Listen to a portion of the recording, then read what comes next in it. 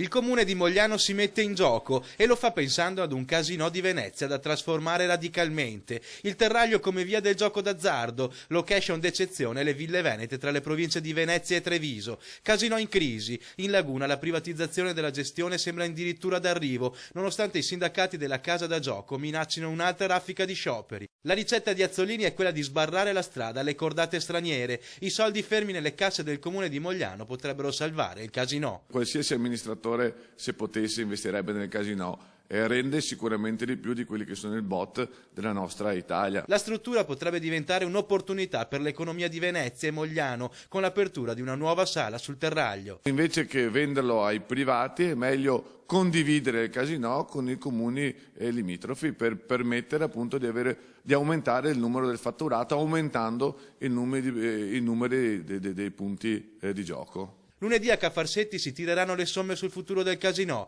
Il primo cittadino di Mogliano coglie la palla al balzo. Esiste per legge la città metropolitana di Venezia, bene ora che questa città si apra al territorio e apre nuove case da gioco anche nel comune di Mogliano. E le sale da gioco nel Trevigiano potrebbero sfruttare proprio le residenze storiche della zona. Delle location interessanti, delle belle ville, le ville venete lungo il Terraglio, dato che storicamente da Venezia i nobili si spostavano in terraferma.